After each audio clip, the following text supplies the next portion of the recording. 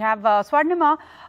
Earlier in the show, we were talking about social media and the role that it can play in perpetuating this perfect adolescent body image. You've worked with the Dove Self-Esteem Project as part of the Youth Advisory Board, and part of your research focused on the potential of technology for positive body images. Can you tell us a little bit about that? Yeah.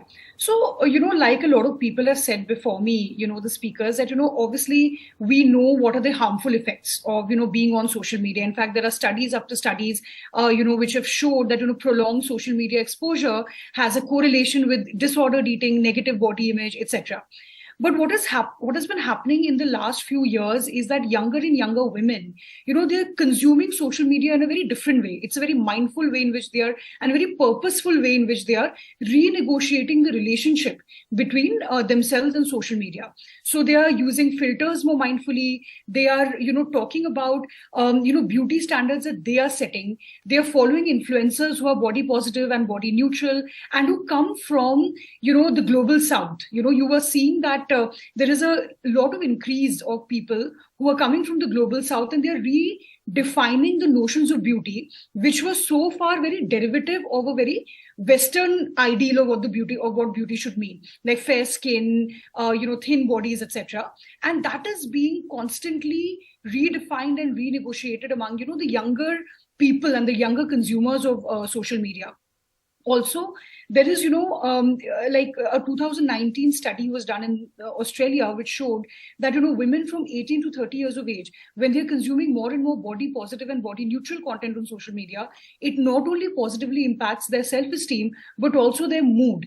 And this positive reinforcement is even higher because, when you're talking about things like self-esteem, low self-esteem, negative body image, this feels like a very isolated experience. But when you come online and you see that there are people who look like you, who feel like you, that positive reinforcement is even more strong, So these are some ways in which, we are finding that social media behavior is changing for the better.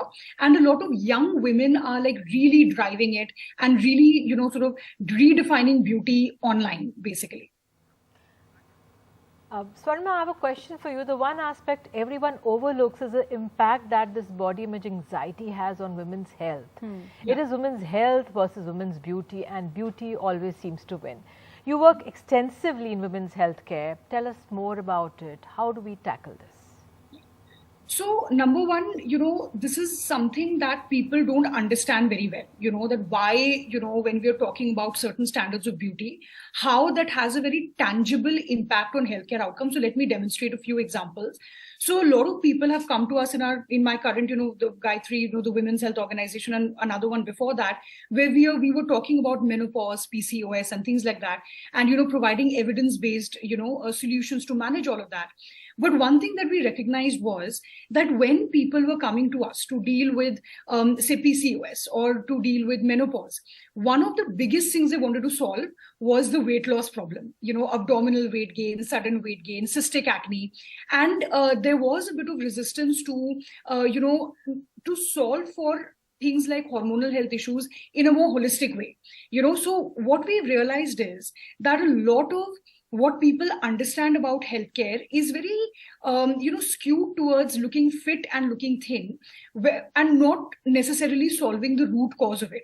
So there is a very direct correlation between, essentializing women's health into just fitness and essentializing the definition of fitness as just looking thin, because that really, skews your healthcare outcomes, and you don't deal with the condition that you have in a more holistic, sort of evidence-based manner.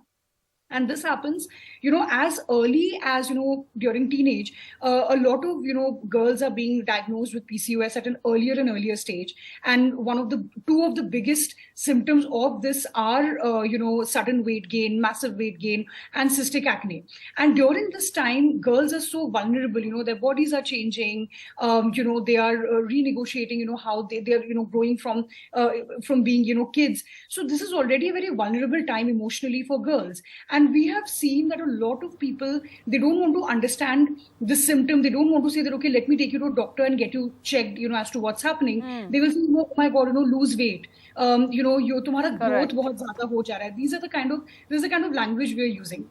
Yes. And, we've seen this, that when we are talking about, and this is not just about specific healthcare issues like PCOS and menopause and things like that, we've also seen this, a lot of young people are coming to us as, our users and community members. So for example, they travel to cities like Bombay and Delhi for their professions and for their college and things like that. And they have said, that we have a different set of wardrobe for the metro cities where we are working and studying and our hometowns, which are not very cosmopolitan. And what is that if not, a lot of stress around how your body is culturally perceived? Yeah, absolutely. And very important points, Swarnima. Thank you so much for them. Thank you so much.